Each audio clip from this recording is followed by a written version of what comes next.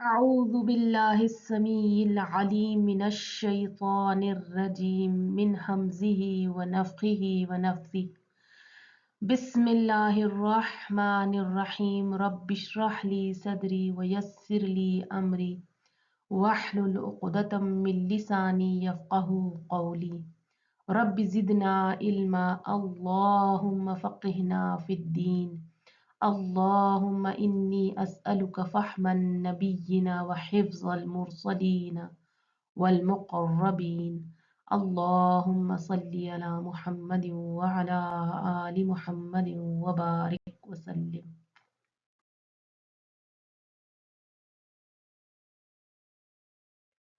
सूरह फातिहा में हमने 3 तरह के लोगों के बारे में पढ़ा। पहला था अनअमता अलैहिम, वो जिन पर अल्लाह ताला ने इनाम किया। उनकी तफसीर हमने सूरह बकरा में पढ़ी, आयत नंबर 3 to 5 में, जिसमें अल्लाह ताला ने फरमाया कि वो ईमान लाते हैं गैब पर, कायम करते हैं नमाज और खर्च करते हैं अल्लाह के दिए हुए रिस्क में से, और वो आखिरत पर यकीन रखते हैं। वो मुत्तकी लोग हैं, वो ईमान वाले लोग हैं, और वो मुफलिहून हैं। अल्लाह ताला ने उन्हें मुफलिहून कहकर खिताब किया कि वो कामयाब होने वाले हैं। उसके बाद हमने सूरह फातिहा में मग़दूब अलैहिम पढ़ा था, वो जिन पर अल्लाह ताला का गज़ब हुआ, जिनसे अल्लाह ताला नाराज़ है। और उसकी तफसीर हमने सूरह बकरा में पढ़ी, आयत नंबर 6 और 7 में, जिसमें अल्लाह ताला ने बताया कि ये इनके पास इल्म है पर अमल नहीं है, ये कुफ्र करते हैं, इस्लाम के इल्म को छुपाते हैं और इनकार करते हैं इस्लाम से। तो अल्लाह ताला ने इनके दिलों पर मुहर लगा दी है, इनके कानों पर भी मुहर लगा दी है, इनकी आंखों पर पर्दा डाल दिया है। अब ये ना देख सकेंगे, ना सुन सकेंगे, ना समझ सकेंगे, और ये इसी हालत में रहेंगे। उसके बाद हमने सूरह फातिहा में ज़ालीन पढ़ा, वो लोग जो गुमराह हैं, भटके हुए हैं, जो ना मुमिन है ना काफिर है। एक तीसरी कैटेगरी है मुनाफिक, और इनके बारे में अब हम सूरह बकरा में पढ़ेंगे, आयत नंबर 8 से लेके 16 में। सूरह निसा में भी इनका डिस्क्रिप्शन आता है, आयत नंबर 143 में, कि ये लोग ना इधर के हैं ना उधर के हैं, बल्कि डामाडोल हैं, बीच में हैं ये लोग। एक इनका कोई फिक्स तरीका नहीं है। तो जब हम इन आयत के बारे में पढ़ेंगे तो हमें ये देखना है कि हम में कौन सी सिफात है और हमें किन चीज़ों में इम्प्रूवमेंट करने हैं। अपने आप को जज करना है और अपने आप को देखना है आईने में, और पता करना है कि अगर हम में कोई गलत कैरेक्टर है तो हमें उसे ठीक करना है, और हमें ईमान वालों में शामिल होना है, सक्सेसफुल लोगों में शामिल होना है।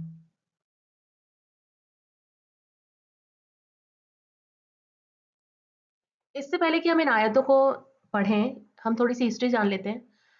रसूलुल्लाह सल्लल्लाहु अलैहि वसल्लम ने नबूवत के ऐलान के बाद करीब 13 साल मक्का में गुजारे, और वहां उनका वास्ता दो तरह के लोगों से पड़ा। एक वो जो खालिस मोमिन थे, जो रसूलुल्लाह सल्लल्लाहु अलैहि वसल्लम की हर बात में, हर हाल में इताअत करते थे, और ये लोग रसूलुल्लाह सल्लल्लाहु अलैहि वसल्लम के मिशन में उनके सपोर्टर्स थे, और हर नुकसान बर्दाश्त करने के बाद भी उनका साथ देते थे। दूसरे थे खालिस काफिर, वो जो रसूलुल्लाह सल्लल्लाहु अलैहि वसल्लम की हर हाल में मुखालिफत करते, उनके अगेंस्ट रहते, उनका नुकसान करने की कोशिश करते, उनके मिशन में रुकावट बनने की कोशिश करते, और यहाँ तक कि ये इस हद तक पहुंच गए कि रसूलुल्लाह सल्लल्लाहु अलैहि वसल्लम की जान लेने की प्लानिंग करने लगे। इसके बाद रसूलुल्लाह सल्लल्लाहु अलैहि वसल्लम को हिजरत करके मक्का से मदीना जाना पड़ा, और जो मोमिन रसूलुल्लाह सल्लल्लाहु अलैहि वसल्लम का हिजरत में साथ दिया, जिन्होंने जिन्होंने हिजरत की और मक्का से मदीना गए, वो सभी मोमिन मुहाजिरीन कहलाए, यानी इमिग्रेंट्स। अब मदीना का क्या हाल था? मदीना में मदीना में दो ट्राइब्स थे, औस और खजरज। ये दोनों बहुत बड़े ट्राइब्स थे जो मेजरली वहां रहते थे, और औस खजरज से कुछ छोटा था, यानी खजरज के अंदर 8 जिले थे बड़े बड़े, और औस में 4 जिले थे, और इनके गवर्नर्स भी थे, हर एक जिले का एक गवर्नर था। مدینہ کے لوگوں نے یہ ڈیسائیڈ کیا کہ ہم لوگ ان ساری ضلعوں کو ملا کر ایک بڑا ڈسٹرکٹ بناتے ہیں، ایک بڑا کنگڈم بناتے ہیں، جس کا نام یثرب ہوگا، جو مدینہ کا پرانا نام تھا، اور اس کا ایک راجہ چنتے ہیں۔ اور انہوں نے ڈیسائیڈ کیا کہ جو خزرج کا سب سے بڑا قبیلہ ہے، اس ضلع ہے، اس کا جو گورنر تھا عبداللہ بن ابئی، اسے ہم اپنا راجہ چن لیتے ہیں۔ اور انہوں نے اس کے راجہ بننے کی ساری تیاریاں چالو کر دی۔ اس کے کچھ ہی دنوں پہلے رسول اللہ صلی اللہ علیہ وسلم ہجرت کر کر جب مدینہ پہنچے تو ان کا بہت وارم ویلکم کیا گیا، اور وہاں پر ان بہت سے لوگوں نے اسلام لا کر وہ مسلمان بن گئے اور رسول اللہ صلی اللہ علیہ وسلم کے ساتھ ہو گئے۔ اور وہاں کی مسلمز اور نان مسلمز سب نے یہ ڈیسائیڈ کر لیا، ایک رائے میں ایک رائے ہو گئے، سب نے انانیمسلی یہ ڈیسائیڈ کر لیا کہ اب رسول اللہ صلی اللہ علیہ وسلم یہاں کے گورنر ہوں گے۔ اور یہ بات عبداللہ بن ابئی obviously برداشت نہیں کر سکا۔ کیوں؟ کیونکہ وہ پولیٹیکلی اتنا انفلوئنشل ہو چکا تھا، اتنا بڑا، وہ الیکشن جیت چکا تھا ایک طرح سے، اور اس کے بعد اس سے وہ کراؤن چھین لیا گیا، اور اب وہ پوزیشن اسے نہیں ملی۔ اس کے لیے اس نے رسول اللہ صلی اللہ علیہ وسلم کو اپنا ہی دشمن بنا لیا، من ہی من میں اپنا دشمن بنا لیا، لیکن سامنے اس نے ظاہر نہیں کیا، سامنے وہ مسلمان بن کر اپنے آپ کو پریزنٹ کرتا، اور وہ اچھے سے اچھا مسلمان بننے کی کوشش کرتا، رسول اللہ صلی اللہ علیہ وسلم کا بہت قریبی بننے کی کوشش کرتا، اس ہوپ میں کہ کچھ اسے اس کا بینیفٹ ملے، اگر وہ گورنر نہ بن سکا تو اس سے کوئی لوور پوزیشن مل جائے، لیکن کہیں وہ پولیٹیکلی جو اس کا سٹیٹس تھا وہ کسی طرح سے مینٹین ہو سکے۔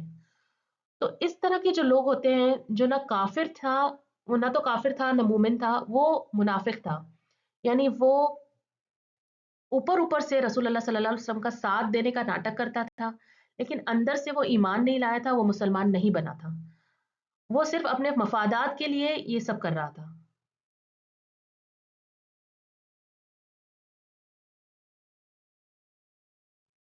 عبداللہ بن ابئی کے پاس ایک رستہ اور تھا، وہ چاہتا تو وہ اپنی ایک پولیٹیکل پارٹی بناتا، اور جو لوگ اس کے ساتھ تھے انہیں اپنے ساتھ کر کے، اور رسول اللہ صلی اللہ علیہ وسلم کے کھلم کھلا مخالفت کرتا، لیکن اس نے دیکھا کہ اس میں کچھ زیادہ فائدہ ہوگا نہیں، کیونکہ زیادہ تر لوگ رسول اللہ صلی اللہ علیہ وسلم کو گورنر بنانے کے سپورٹ میں تھے۔ تو اس نے دھوکہ دینے کا سوچا، اور اس نے سوچا کہ کسی طرح میں بھی اپنے آپ کو مسلمان بتا کر اپنی پوزیشن کچھ سوسائٹی میں دوبارہ سے پولیٹیکلی بنا لوں اور کچھ انفلوئنشل پوزیشن پہ پہنچ جاؤں۔ تو اس کو یہ فائدہ دکھ رہا تھا، اس طرح سے اس نے اپنے آپ کو پیش کیا۔ اس کے علاوہ کچھ لوگ اور بھی تھے جو اس وقت منافق تھے، جنہیں اسلام سے کوئی زیادہ انٹرسٹ نہیں تھا، بٹ بس اپنے مفادات کے لیے وہ مسلمان بن گئے تھے۔ اس کے بعد منافقوں کی پاپولیشن تب بڑھی جب کچھ عرصے بعد جنگ بدر ہوئی، اور جنگ بدر میں مسلمانوں کو فتح حاصل ہوئی، وہاں سے انہیں مال غنیمت بھی ملا، اور اس وجہ سے ان کا فائنینشیل سٹیٹس بھی ٹھیک ہوا، سوسائٹی میں بھی، ان آس پاس کے قبیلوں میں بھی جب یہ بات پہنچی کہ مسلمان یہ جنگ جیت گئے ہیں، تو ان کی قوت بھی بڑھی، ان کا سٹیٹس اور ان کا مرتبہ بھی بڑھا، ان کا رتبہ بھی بڑھا، اور ان کا دبدبہ چھانے لگا۔ تو یہ دیکھ کر کچھ لوگوں کو لگا کہ اب ہمارا کیا بنے گا، اگر مسلمانوں نے قوت پکڑ لی اور اگر ہمیں نقصان پہنچایا تو اس سے بہتر ہے کہ ہم بھی اسلام قبول کر لیں۔ تو اس طرح سے بہت لوگ منافق تھے لیکن جھوٹا اسلام قبول کرنے کا دعویٰ کر لیا، تاکہ دونوں طرف سے فائدہ اٹھا سکے، ایمان والوں کے ساتھ ناٹک کر کے ان سے بھی کچھ فائدہ اٹھا لیں، اور اپنے لوگوں کے ساتھ رہ کر کچھ ان سے بھی فائدہ اٹھا لیں۔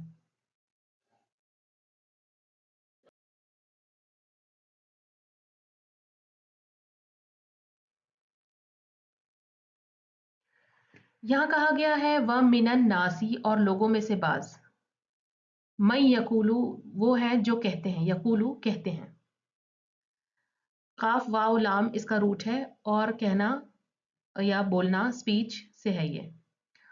اس کے بعد آمنا، ہم ایمان لائے، نون کے ساتھ جو الف ہے وہ ہم سے اس کا معنی بنتا ہے، اور آمنا ہم ایمان لائے، باللہ اللہ پر، وبالیوم الآخر اور آخری دن پر. آخر جو ہے وہ لاسٹ، فائنل، اردو میں بھی آتا ہے آخر، تو آخری دن پر ہم ایمان لائے.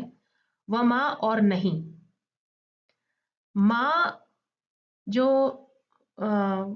کلمہ ہے قرآن مجید میں الگ الگ آیت میں الگ الگ کانٹیکسٹ میں اس کا میننگ بدلتا ہے. یہاں پہ ما کا مطلب ہے نہیں، کہیں اور ہم دیکھیں گے تو وہاں ہوگا جو کچھ، سب کچھ، اس طرح سے اس کا میننگ ہوتا ہے. جیسے ہم نے کہا، جیسے لہو ما فی السماواتی و ما فی الارض، جو کچھ آسمانوں میں ہے اور جو کچھ زمین میں ہے، اس طرح سے یہ جو کچھ کا بھی میننگ دیتا ہے. ہم یعنی وہ، بمؤمنین ایمان لانے والے نہیں، یعنی اور نہیں ہے وہ ایمان لانے والے. تو یہ جو بی ہے وہ ایکسٹرا ہے، زائد ہے. بی سے یہاں مطلب ہے تاکید کے لیے آیا ہے. تو یہاں مومن اور ایمان کا سیم روٹ ہے. مومن سنگولر کو کہتے ہیں اور مومنین پلورل کو. اگر مومن سنگولر ہے اور مومنین پلورل ہے، اور بی یہاں پہ تاکید کے لیے ایکسٹرا ہے. اگر ہم اس آیت کو دیکھیں تو اس میں ہے کہ کچھ لوگ، بعض لوگ ایسے ہیں جو کہتے ہیں کہ ہم ایمان لائے اللہ پر اور یوم الآخر پر.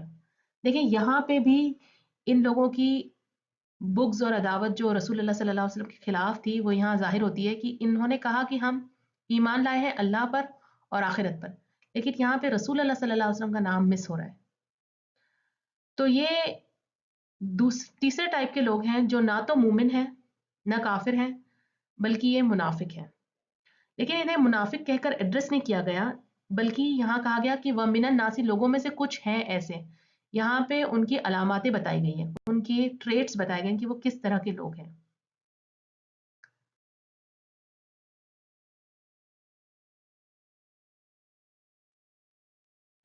اس آیت میں ان لوگوں کا ذکر کیا گیا ہے جو زبان سے اللہ اور آخرت پر ایمان لانے کا اظہار کرتے ہیں. یہ لوگ اپنے باتوں میں دکھاوا کرتے ہیں، لیکن ان کے دل سچائی کو ایکسپٹ نہیں کرتے. یہ سچے ایمان، ان کا دل سچے ایمان سے خالی ہے. اور آخری دن پر ایمان کا مطلب ہے کہ انسان اپنی آخرت کے لیے اس دن کے لیے تیاری کرے. اس کو ماننے کا مطلب ہے کہ اس وقت وہ عمل اپنے سدھارے.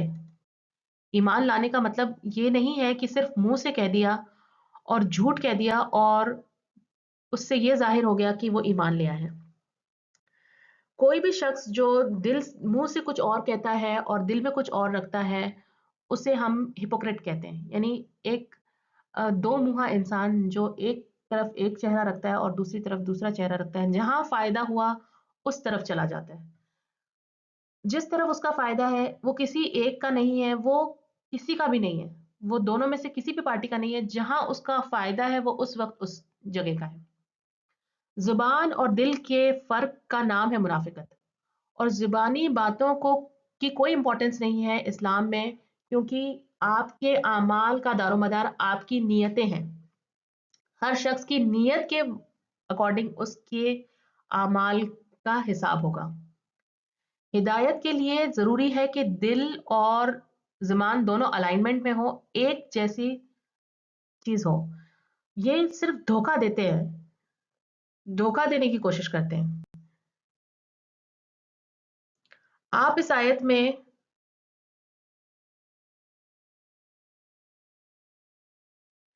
یخادعون اللہ، وہ دھوکہ دیتے ہیں اللہ کو، والذین اور ان لوگوں کو، اور الذین ان لوگوں کو، آمنو جو ایمان لائے، وما اور نہیں، یخدعون وہ دھوکہ دیتے، الا مگر، انفسہم اپنے ہی نفسوں کو، اپنی ہی آپ کو، وما اور نہیں، یشعرون وہ شعور بھی نہیں رکھتے، وہ جانتے بھی نہیں ہیں کہ وہ خود کو دھوکہ دے رہے ہیں. یخادعون وہ دھوکہ دیتے ہیں، مل جل کر، تعاون کر کر، ڈیلیبریٹلی ڈیسیو کرتے ہیں اللہ اللہ کو، والذین اور ان لوگوں کو، آمنو جو ایمان لائے. اب آپ یہاں دیکھیں، یہاں پہ بھی رسول اللہ صلی اللہ علیہ وسلم کا نام نہیں ہے. یہاں پہ بھی کہا گیا اللہ کو دھوکا دیتے ہیں اور مومنوں کو دھوکا دیتے ہیں. کیونکہ یہ لوگ کہتے تھے کہ ہم پچھلی آیت میں آپ اس کو دیکھیں سمجھیں کہ پچھلی آیت میں کہا تھا کہ ہم اللہ پر ایمان لاتے ہیں اور آخرت پر ایمان لاتے ہیں. تو وہ تو یہاں اللہ تعالیٰ فرما رہے ہیں، اللہ سبحانہ تعالیٰ رسول اللہ صلی اللہ علیہ وسلم کو دھوکا دے رہے ہیں اصل میں یہ لوگ، اور مومنوں کو دھوکا دے رہے ہیں. لیکن اللہ تعالیٰ رسول اللہ صلی اللہ علیہ وسلم کی جگہ خود کو رکھ کر کہتے ہیں کہ تم اللہ کو دھوکا دے رہے ہو. رسول اللہ صلی اللہ علیہ وسلم کو نہیں بلکہ اللہ کو دھوکا دے رہے ہو، جو کہ ممکن ہی نہیں ہے. اللہ تعالیٰ کو دھوکا دینا ممکن ہی نہیں ہے کیونکہ وہ تو دلوں کے حال بھی جانتے ہیں. تو کہا کہ یخادعون، وہ دھوکا دیتے ہیں اللہ کو، والذین، اور ان لوگوں کو، آمنو، جو ایمان لائے. آمنو سے روٹ ورڈ ہے ایمان والا، ایمان لانے والوں کا. وما، اور نہیں، یخدعون، وہ دھوکا دیتے. یخدعون اور یخادعون سیم روٹ ہے اور سملر میننگ بھی ہے کہ وہ دھوکا دیتے ہیں. الا، مگر، سوائے، مگر، خود کے، اپنے سوا کسی کو دھوکا نہیں دے رہے، خود کو دھوکا دے رہے. نفس جو ہے نون فاسا نفس آتا ہے جس کا مطلب ہوتا ہے سول یا خود، سیلف. وہ اپنے آپ کو دھوکا دے رہے ہیں. وما یشعرون، اور نہیں وہ جانتے، نہیں وہ سمجھتے کہ وہ خود کو ہی دھوکا دے رہے ہیں.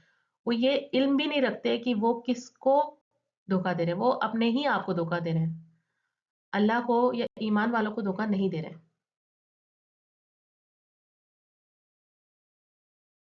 فی میں، قلوب، قلب کی جمع ہے، قلب یعنی دل، ہم ان کے، فی قلوبہم ان کے دلوں میں، مرض، مرض ہے، بیماری ہے.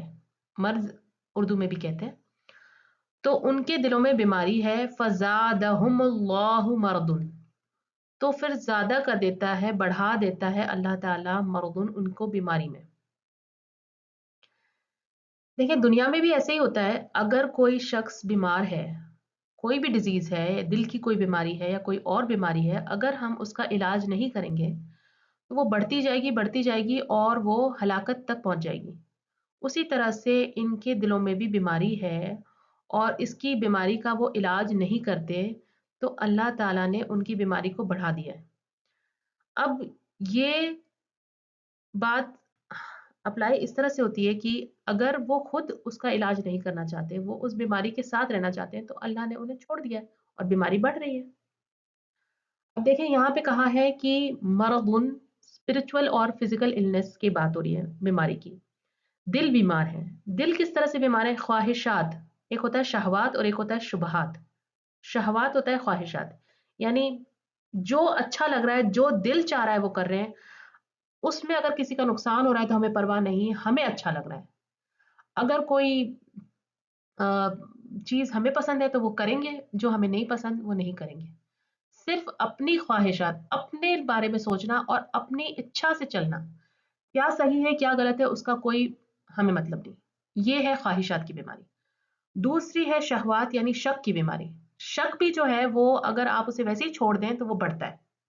شک کا علاج اگر ہم نہ کریں تو وہ بڑھتا ہے. جیسے ایک شخص ہے جو کہتا ہے کہ قرآن پہ تو میں بھروسہ کرتا ہوں، قرآن تو مجھے صحیح ہے، قرآن کی ضرورت تو ٹھیک ہے، قرآن پہ تو ہم بھروسہ کر سکتے ہیں، لیکن رسول اللہ صلی اللہ علیہ وسلم کی حدیثوں کا کیا مطلب ہے؟ ہمیں کیوں ان کی حدیثوں پہ جانا ہے؟ قرآن ٹھیک ہے، قرآن تک ٹھیک ہے. پھر ان کو شک ہے کہ پھر لگتا ہے نہیں نہیں، قرآن میں بھی نا کچھ آیتیں تو ٹھیک ہے، کچھ پہ تو ٹھیک لگتا ہے، لیکن کچھ آیتیں مجھے لگتی ہیں کہ ابھی کے ٹائم پہ نا اپلائی نہیں ہوتی، ماڈرن زمانے کے لیے نہیں ہے، وہ اس زمانے کے لیے ٹھیک تھی.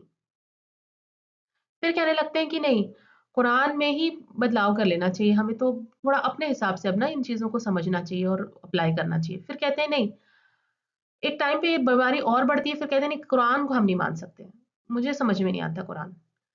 پھر ایک لیول پہ پہنچتے ہیں، کہتے ہیں اللہ اگر ہے بھی اور اگر کوئی کریٹر ہے بھی تو ہمیں اس سے کیا، ہم ہمارا کام کر رہے ہیں، زندگی جی رہے ہیں، ہمیں کیا لینا دینا. یعنی شک کی بیماری بڑھتی ہی جاتی ہے اور وہ اس حد تک پہنچتی ہے کہ پھر وہ انکار کرتے ہیں اللہ کے ہونے کا بھی، یعنی ایگنوسٹ، ایتھیسٹ، اس طرح سے بن جاتے ہیں. تو یہ بیماری بڑھتی ہے اگر ہم ان کا علاج نہیں کریں، اور اس کا علاج یہ ہے کہ ہم یقینی علم حاصل کریں. شک دور ہوتا ہے اور اس کا طریقہ ہے قرآن پڑھنا، سمجھنا اور صالحین کی صحبت یعنی اچھے نیک لوگوں کے ساتھ رہیں. اسی لیے ہمیں کہا گیا کہ ہم نماز جو ہے وہ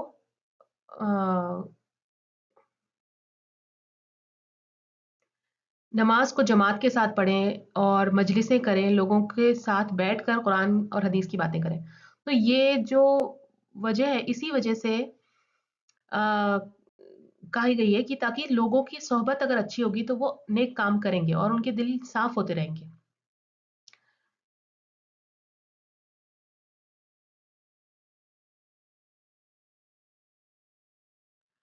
و اور لیے ہم ان کے و لہم اور ان کے لیے ہے عذاب عذاب یعنی پنشمنٹ، اردو میں بھی عذاب ہی کہتے ہیں، علیم دردناک. علیم فعیل کے وزن پہ ہے، جیسے کہ ہم نے پڑھا تھا رحیم فعیل کے وزن پہ تھا تو ہم نے کہا تھا کہ کنٹینیوسلی رحم کرنے والا. اسی طرح سے علیم کنٹینیوسلی پینفل. آپ دیکھیں اگر دنیا میں کسی کو تھوڑا بھی درد ہوتا ہے کسی چیز سے، سر درد ہوتا ہے یا کہیں درد ہوتا ہے، اتنے بے چین ہو جاتے ہیں اور لگتا ہے کیسے ہم اس کو ٹھیک کریں، کوئی گولی کھا لیں یا کسی طرح ہم جلدی سے ٹھیک ہو جائیں، درد برداشت نہیں ہوتا. اور یہاں کہا ہے کہ کنٹینیوسلی پینفل عذاب ہے. بیما بوجہ اس کے جو کانو تھے وہ یکذبون وہ جھوٹ بولتے. کذبا جھوٹ ہوتا ہے اور جھوٹ بولنا بہت ناپسندیدہ ہے اور جھوٹ بولنے والوں کے لیے دردناک عذاب ہے. رسول اللہ صلی اللہ علیہ وسلم نے فرمایا کہ ہپوکریٹس جو منافق ہوتے ہیں ان کو 3 طریقے سے پہچانا جاتا ہے. ایک تو یہ کہ وہ بات کرے تو جھوٹ بولے، جب بھی وہ بات کرتا ہے وجہ ہو یا نہ وجہ نہ ہو وہ جھوٹ بولتا ہے. دوسرا کوئی پرومس کرے تو بریک کر دیں، آپ کسی طرح کا کوئی وعدہ کرے اور اس کو توڑ دیں. اور امانت میں خیانت کرے، اگر اس کے پاس کوئی امانت رکھی جائے تو اس کے اندر وہ خیانت کر دیتا ہے. اب دیکھیں جھوٹ بولنا کتنا کامن ہے آج ہماری سوسائٹی میں. بس کوئی بھی کسی بھی وجہ سے چھوٹی سی بات کو لے کے جھوٹ بول دیتا ہے. جیسے اگر ایک فون آیا تو کہہ دیتے ہیں کہ کہہ دو کہ گھر میں نہیں ہے، یا ہم کہیں گھر سے نکل کے کہیں جا رہے ہیں اور ہم گھر سے بھی نکل نہیں پائے اور فون آ گیا تو ہم کہتے ہیں بس رستے میں ہی ہے. ایسے چھوٹے موٹے جھوٹ بھی جھوٹ ہے، ان سے بھی ہمیں بچنا ہے. اور اس کے علاوہ کسی کی جھوٹی تعریف کر دینا یا مذاق مذاق میں بہت سارے جھوٹ بولنے اور یا پھر کسی بات کو ایگزیجریٹ کرنا، چھوٹی سی بات کو بڑا بنا کر بولنا، یہ سب بھی جھوٹ ہے، ان سے بھی ہمیں بچنا چاہیے. اس کے علاوہ وعدہ کر کے توڑنا، چھوٹی چھوٹی باتوں میں ہم لوگ وعدہ کر کے توڑ دیتے ہیں. جیسے ہم بچے کو کہتے ہیں چلو آؤ ادھر آؤ، میں تمہیں کچھ دوں گی اور وہ آتا ہے آپ کے پاس کچھ نہیں ہوتا دینے کا. تو اس طرح بھی چیزوں سے ہم بچنا چاہیے، یعنی ایسی چیزیں نہیں کرنی چاہیے. یا آپ کو دھیان رکھنا چاہیے کہ یہ اگر آپ نے بچے کو وعدہ کیا ہے یا کسی کو وعدہ کیا ہے کہ میں یہ کرنے پر تمہیں یہ دوں گی، تو یا تو آپ اسے دے دیں، اور کوئی وجہ آ گئی ہے جس کی وجہ سے آپ نہیں دے پا رہے ہیں تو آپ اس سے کہیں کہ دیکھو بیٹے میرے، یعنی اس کو ایکسپلین کریں کہ کیا ہوا ہے جو آپ اسے نہیں دے رہے ہیں اور اسے نیکسٹ کب دے دیں گے وہ چیز. اس کے علاوہ کبھی ہم کوئی چیز کوئی امانت کسی کی ہو تو اسے بہت احتیاط سے دوبارہ اسے لوٹائیں، اس کا خیال رکھیں کہ وہ امانت ہے. اچھا، تو جو نفاق کی بیماری ہے یہ دل کی بیماری ہے اور اس اللہ کی رحمت سے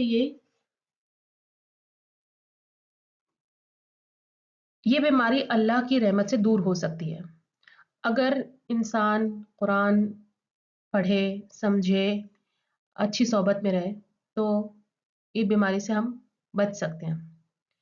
اللہ کا فیصلہ کیا ہے کہ بندہ اگر خود گمراہی میں رہنا چاہے، اگر وہ ارادہ کرے کہ میں گمراہ رہنا چاہتا ہوں، مجھے نہیں ہدایت چاہیے، تو اللہ اس کو اس کے راستے پر چھوڑ دیتا ہے. اب اس کی بیماری اس وجہ سے بڑھتی ہے. اس کے بعد کہا گیا کہ جھوٹ اور نفاق کا کیا انجام ہے، تو کہا گیا کہ اللہ تعالیٰ ایسے لوگوں کو دردناک عذاب دے گا.